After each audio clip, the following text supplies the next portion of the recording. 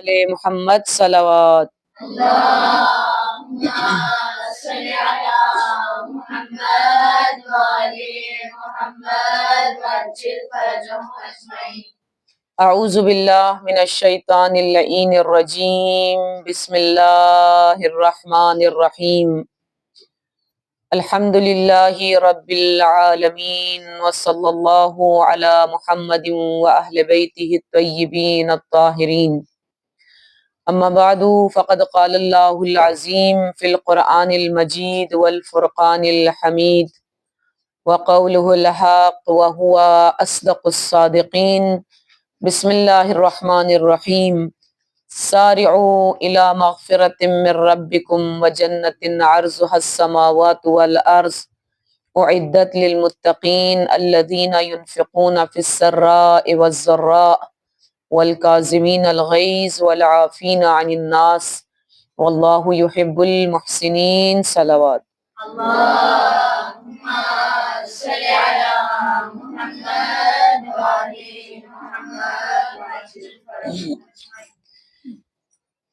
رسول خدا رحمت للعالمین ارشاد فرماتے ہیں کہ جس شب میں معراج پر گیا تو میں نے جنت کے 5ویں دروازے پر لکھا ہوا دیکھا، وَعَلَى الْبَابِ الْخَامِسِ مَكْتُوبٌ، 5ویں دروازے پر لکھا ہوا دیکھا، من اراد ان لا یظلم ولا یظلم، جو شخص یہ چاہتا ہے کہ اس پر ظلم نہ کیا جائے تو وہ کسی پر ظلم نہ کرے، ومن اراد ان لا یشتم فلا یشتم، جو شخص یہ چاہتا ہے کہ اس کو برا بھلا نہ کہا جائے، گالی نہ دی جائے، تو وہ کسی کو گالی نہ دے، فحش نہ دے، برے الفاظ اس کے لیے استعمال نہ کرے۔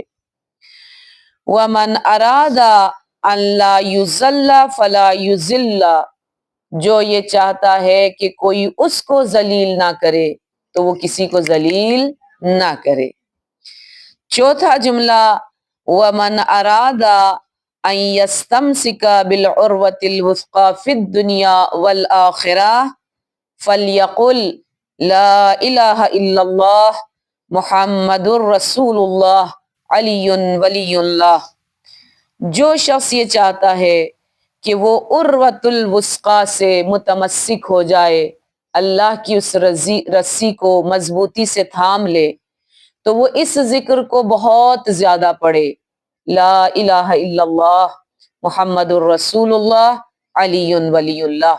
اگر وہ متمسک ہونا چاہتا ہے ریسمان الہی سے، عروۃ الوثقیٰ کو مضبوطی سے تھامنا چاہتا ہے، تو اس ذکر کو بہت زیادہ اپنی زبان پہ جاری رکھے۔ پہلا جملہ جو لکھا ہے اس کے بارے میں تھوڑی سی گفتگو کرنا چاہتی ہوں۔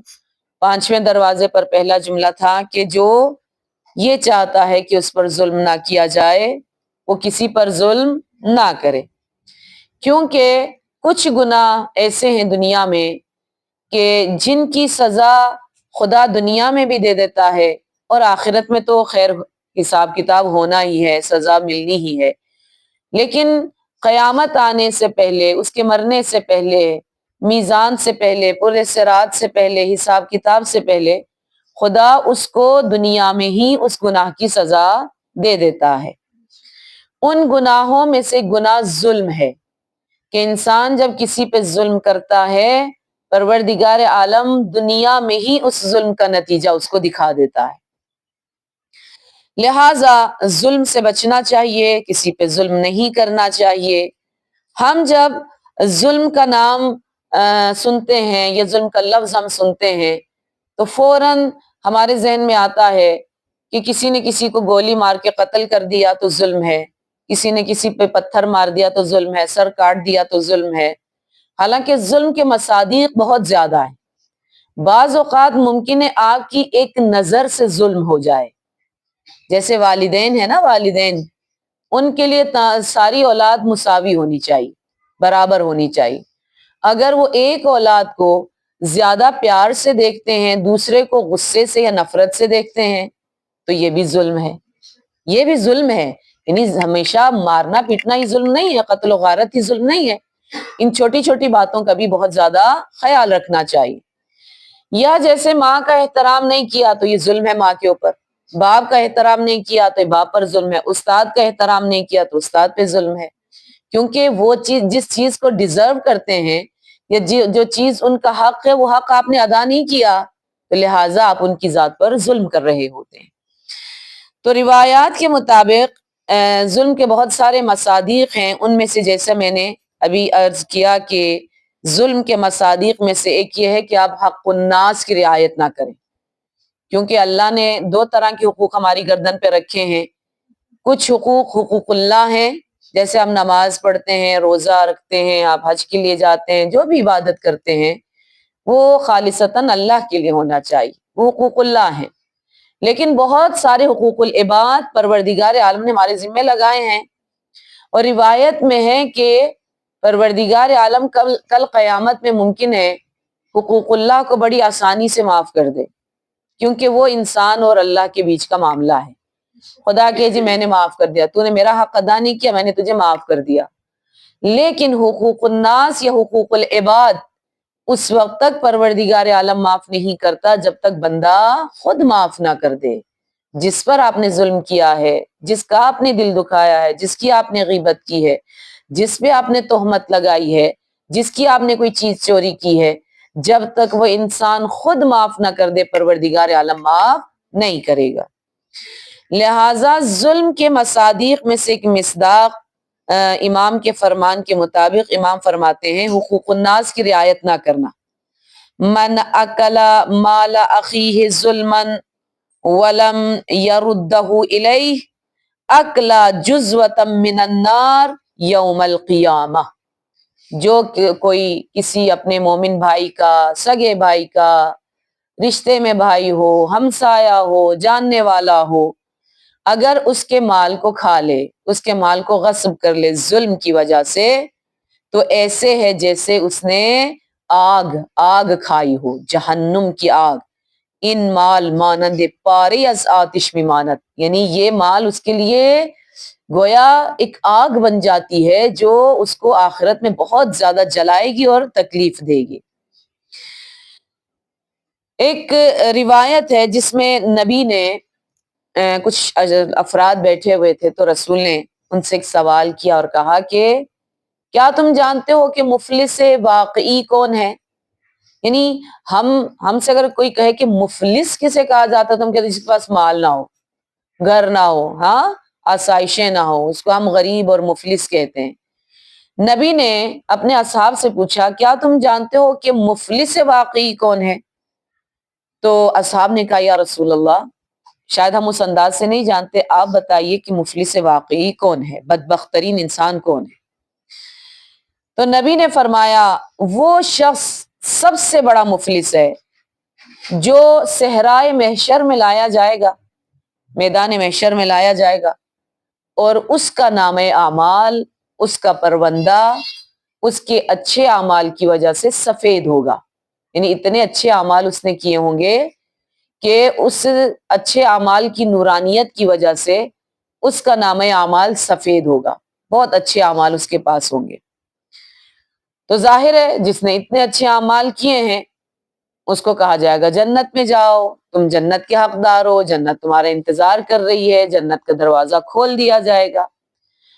وہ انسان جنت کی طرف بڑھے گا، جنت میں داخل ہونے کے لیے جنت کی طرف بڑھے گا، لیکن رستے میں قطار بنا کے بہت سارے لوگ کھڑے ہوں گے اور کہیں گے، ایک کہے گا تم نے میری فلاں چیز دینی ہے، ایک کہے گا تم نے میرا مال دینا ہے، تم نے مجھ سے فلاں وقت میں قرض لیا تھا وہ نہیں دیا، تم نے میری زمین پہ قبضہ کر لیا تھا، تم نے میرے مال پہ قبضہ کر لیا تھا، تم نے میری دکان پہ قبضہ کر لیا تھا، مختلف چیزیں۔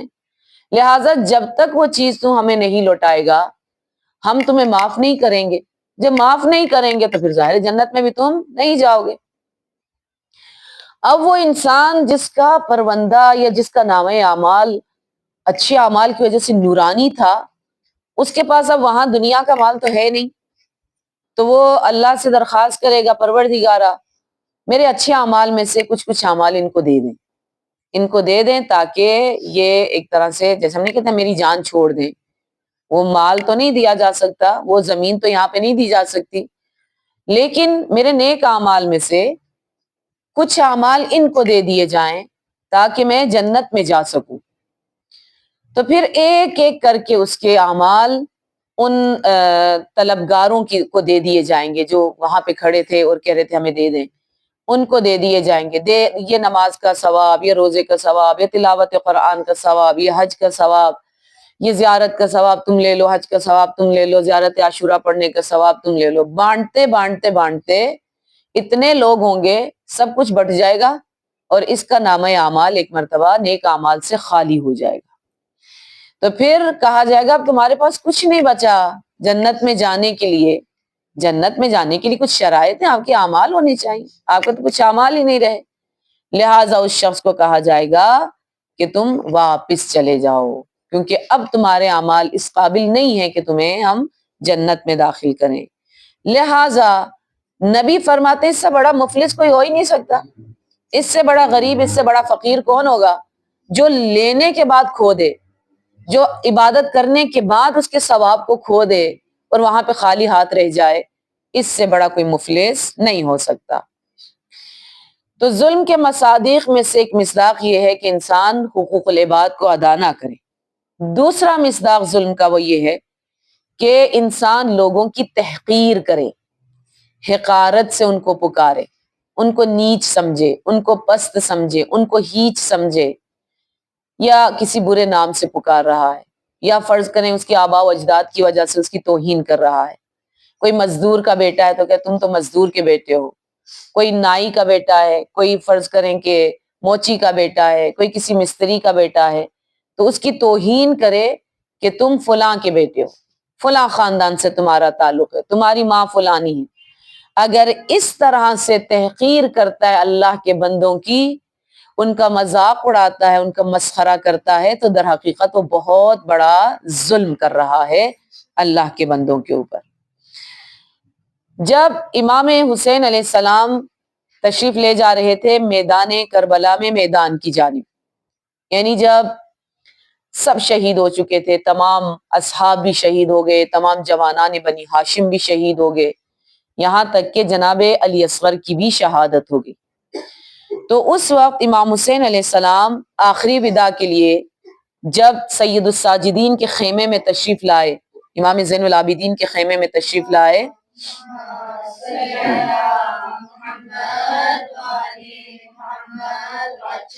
اور امام حسین علیہ السلام چونکہ صبح عاشور سے اب تک لاشیں اٹھا رہے تھے اور خود بھی امام زخمی تھے, امام کے بدن سے خون جاری تھا, امام کے سارا لباس خون سے بھرا ہوا تھا, آتے ہیں اپنے بیٹے امام سجاد کے پاس اور اپنی آغوش میں لیتے ہوئے سینے سے لگاتے امام زین العابدین سے آخری مرتبہ, یعنی وہ آخری ملاقات تھی, اس کے بعد دنیا میں ملاقات نہیں ہو سکی.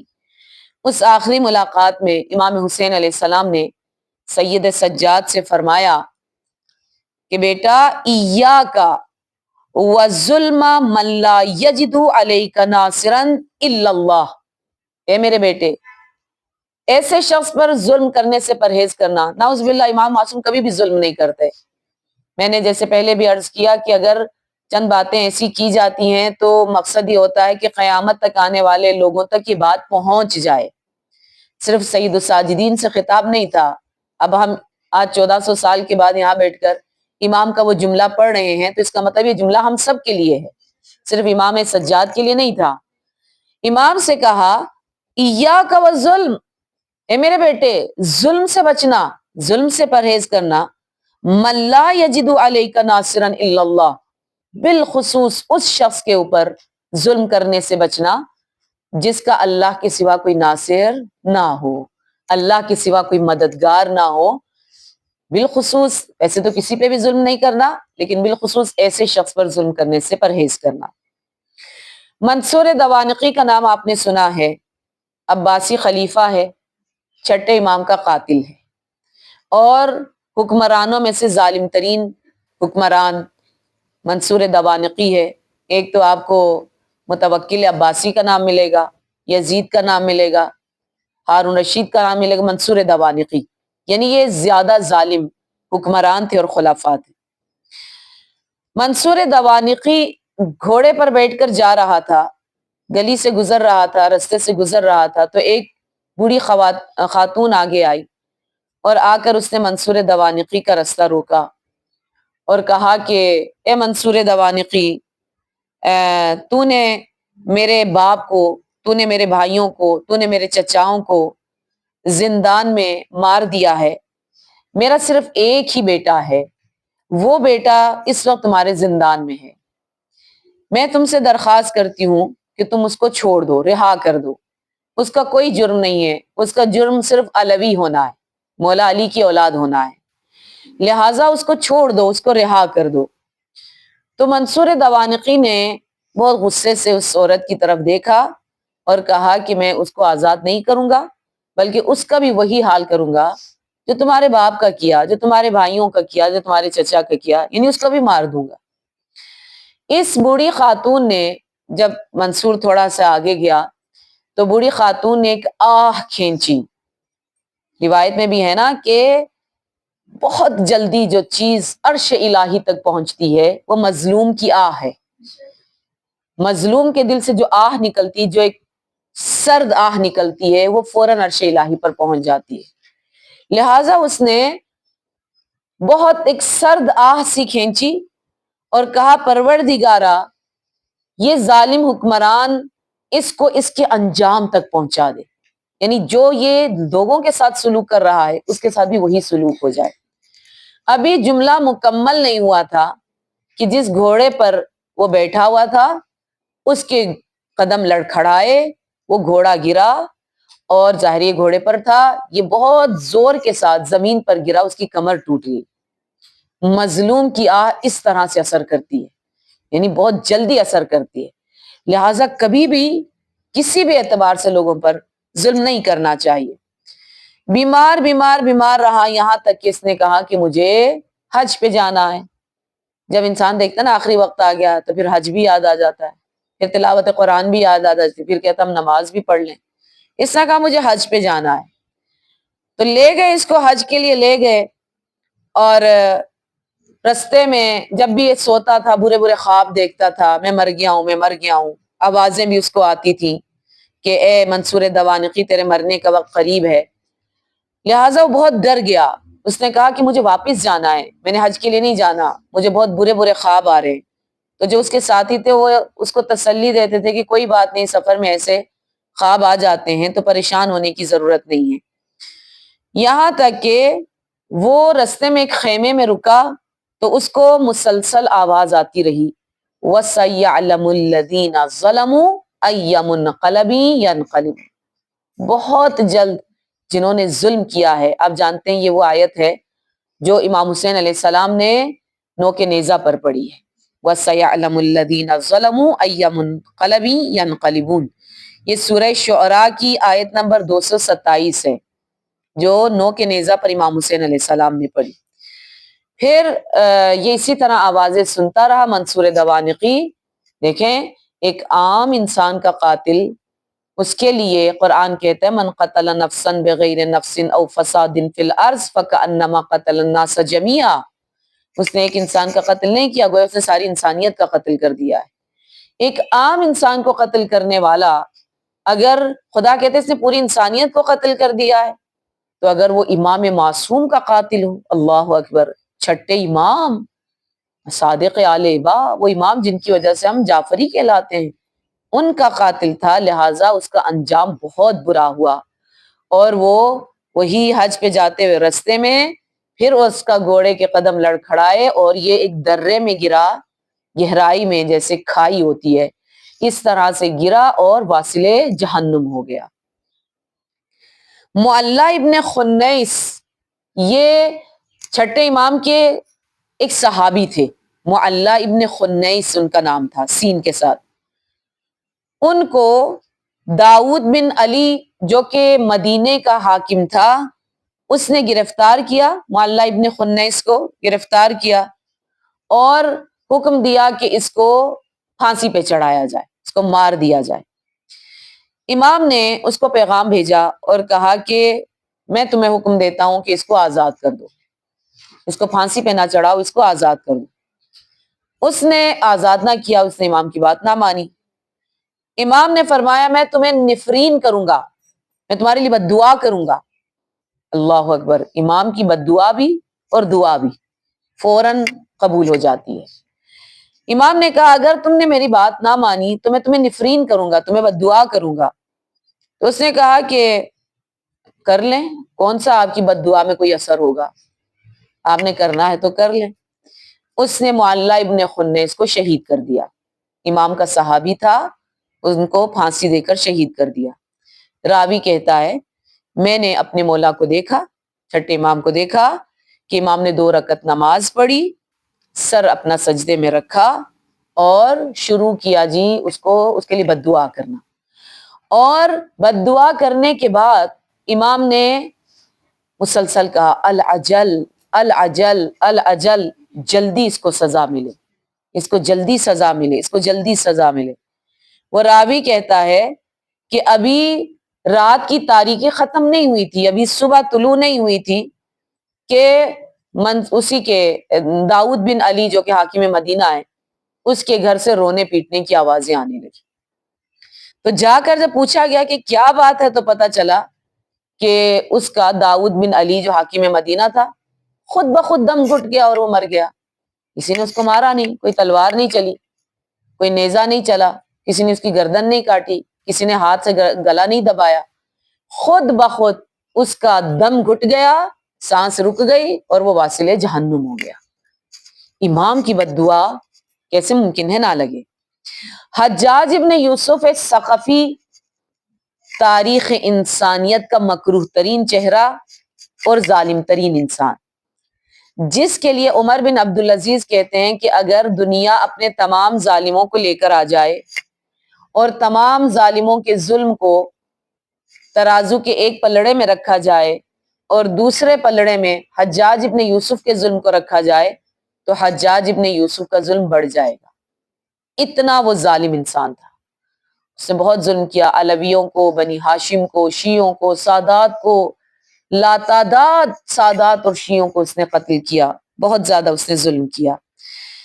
یہاں تک کہ روایت میں ہے کہ وہ ایک زندان کے پاس، جو خود نے زندان بنایا ہوا تھا اور بہت سارے لوگوں کو وہاں پہ زندانی کر کے رکھا گیا تھا، اس جیل میں ڈالا گیا تھا، اس کا گزر اس زندان کے پاس سے ہوا تو دیکھا کہ اندر زندانیوں کے شور کی آواز آ رہی، جن کو زندان میں رکھا ہوا تھا ان کے شور کرنے کی آواز آ رہی۔ تو اس کے ساتھ جو اس کے لوگ تھے، اس نے اس سے پوچھا کہ شور کی آواز کیسی ہے؟ تو انہوں نے کہا کہ چونکہ اس زندان پہ چھت نہیں ہے، صرف 4 دیواری، بلند بلند دیواریں بنا دی جاتی تھی، یعنی وہ زندان میں جو زندانی ہے نہ سردیوں سے محفوظ رہے نہ گرمی سے محفوظ رہے، سردیوں میں شدید سردی، گرمیوں میں شدید گرمی وہ لوگ برداشت کرتے تھے۔ لہٰذا کہا یہ شور اس لیے کر رہے ہیں کیونکہ ان کے درمیان آپس میں جھگڑا ہو رہا ہے کہ میں دیوار کے سائے میں بیٹھوں گا۔ دوپہر کا وقت تھا، دھوپ بڑی تیز تھی، تو ان کے درمیان اس بات پہ بحث ہو رہی ہے، وہ کہہ رہا ہے کہ میں اس دیوار کے سائے میں بیٹھوں گا، وہ کہہ رہا ہے میں دیوار کے سائے میں بیٹھوں گا، لوگ زیادہ ہیں جگہ کم ہے، تو اس وجہ سے ان کے درمیان جھگڑا ہو رہا ہے۔ اس نے کہا اچھا صرف اتنی سی بات ہے، ایسا کرو 4 دیواروں کو زندانیوں پہ گرا دو اور ان 4 دیواروں کے نیچے تمام زندانیوں کو زندہ درگور کر دو۔ اور ایسا ہی ہوا، سب زندانیوں کے اوپر ان دیواروں کو گرا دیا گیا اور وہ بیچارے زندہ درگور ہو گئے، یعنی وہیں پر سب کے سب مر گئے ظاہر ہے۔ لہٰذا بہت زیادہ اس نے، جس کا نام حجاج ابن یوسف تھا، بہت زیادہ اس نے ظلم کیا۔ یہ مولا علی کے صحابی کمیل کا قاتل تھا، قنبر کا یہ قاتل تھا۔ سعید بن جبیر، سعید بن جبیر وہ ہستی اور وہ شخصیت ہیں جو بہت ہی زیادہ تقویٰ کے اعتبار سے کمال پر تھے۔ یہ آخری جو بندہ شہید کیا حجاج ابن یوسف نے وہ سعید ابن جبیر تھے، یعنی اس کے بعد پھر وہ بیمار پڑ گیا اور مر گیا اور واصل جہنم ہو گیا۔ آخری جو بندہ اس نے شہید کروایا وہ سعید ابن جبیر تھا، وہ قاری قرآن تھا، اس کو دستگیر کیا گیا، اس کو گرفتار کیا گیا اور حجاج نے حکم دیا کہ اس کا سر میرے سامنے کاٹا جائے۔ میں اس کا خون بہتے ہوئے دیکھنا چاہتا ہوں. لہٰذا حجاج کے سامنے اس کا سر کاٹا گیا، خون بہایا گیا. اور اس کے بعد بیمار ہو گیا یہ حجاج ابن یوسف، اور آکلہ نامی ایک بیماری اس کو لگ گئی. سعید بن جبیر کے بعد یہ 15 دن سے زیادہ زندہ نہیں رہا. آکلہ ایک بیماری کا نام ہے، وہ اس کو لگ گئی. اور اس بیماری میں ہوتا یہ ہے کہ اندر سے بندہ جلتا رہتا ہے اور باہر سے اس کو ٹھنڈ لگتی ہے، اور پانی نہیں پی سکتا، یا جتنا بھی پانی پیتا ہے اس کی عطش، اس کی پیاس جو ہے وہ ختم نہیں ہوتی. وہ بار بار سوتا تھا، اٹھ جاتا تھا اور کہتا تھا مالی سعید ابن جبیر، اے سعید ابن جبیر تمہیں مجھ سے کیا کام ہے؟ تو لوگ کہتے ہیں بھائی سعید ابن جبیر کو تم نے مار دیا، اب کہاں ہے سعید ابن جبیر؟ کہ نہیں، وہ بار بار مجھے نظر آتا ہے اور مجھے تہدید کرتا ہے، مجھے دھمکاتا ہے، مجھے ڈراتا ہے. بار بار سعید ابن جبیر اس کو خواب میں نظر آتا تھا، اور یہ ڈر کے اٹھ کے بیٹھ جاتا تھا اور بار بار کہتا تھا اے سعید ابن جبیر تمہیں مجھ سے کیا کام ہے؟ اے سعید ابن جو ہے تم مجھ سے کیا سروکار ہے؟ حسن بصری کہتا ہے کہ میں حجاج کی عیادت کے لیے گیا تو اس نے کہا کہ حجاج نے کہا کہ دعا کرنا کہ میں ذرا راحتی سے مر جاؤں، یعنی میرا جو مرنے کا وقت ہے وہ ذرا آسان ہو جائے، میرے لیے دعا کرنا. تو حسن بصری کہتے ہیں کہ میں نے کہا کہ کیا معلوم کہ مرنے کے بعد تم راحتی میں رہو گے کہ نہیں رہو گے، یا موت کا وقت تمہارے لیے راحتی کا وقت ہوگا یا نہیں ہوگا. آپ نے اکثر دیکھا ہے نا، جب آپ قبرستان جاتے ہیں تو اوپر لکھا تھا آخری آرام گاہ، آرام گاہ. اب باہر والے لوگ نہیں جانتے کہ یہ واقعی اس کے لیے آرام گاہ ہے، یا جہنم کے گڑھوں میں سے کوئی گڑھا ہے، یا واقعاً وہاں پہ اس پر مسلسل عذاب نازل ہو رہا ہے. لکھنے کے تو ہم لکھ دیتے ہیں آرام گاہ، لیکن ہم تو نہیں جانتے کہ واقعاً یہ قبر اس کے لیے آرام گاہ ہے یا نہیں ہے. لہٰذا اس نے کہا کہ دعا کرو، دعا کرو میری موت ذرا آسانی سے ہو جائے، یہ کڑا وقت جو ہے وہ آسانی سے گزر جائے. تو حسن بصری نے کہا کہ اتنا تو نے ظلم کیا ہے اور تو توقع کرتا ہے کہ مرنے کے بعد تو آسائش میں رہے، تو راحتی میں رہے، تو جنت میں جائے؟ ایسا کبھی بھی نہیں ہو سکتا. یہ دنیا جو ہے یہ کھیتی ہے، جہاں پہ آپ نے جو کچھ بویا ہے وہی آخرت میں ہم کاٹیں گے، ایسا ہی ہے. ایک آخری واقعہ بیان کر کے میں آپ سے التماس سے دعا کہوں کہ عبداللہ ابن حوزہ بڑا ایک خبیث انسان تھا. عاشور کے دن امام حسین علیہ السلام، یعنی امام حسین علیہ السلام کی برنامہ ریزی بہت اچھی تھی، مینز حکمت بڑی اچھی تھی. مولا نے وہاں پہ جو خیمے لگائے ہوئے تھے اس کے اطراف میں مولا نے گودالیں کھدوائی ہوئی تھی، جیسے نہر نہیں ہوتی، چھوٹی ساری نہر یا نالا، اس ٹائپ کا اطراف میں کھدوایا تھا، اور اس میں آگ بھری تھی تاکہ کوئی پھلانگ کے خیموں کی طرف نہ آ سکے.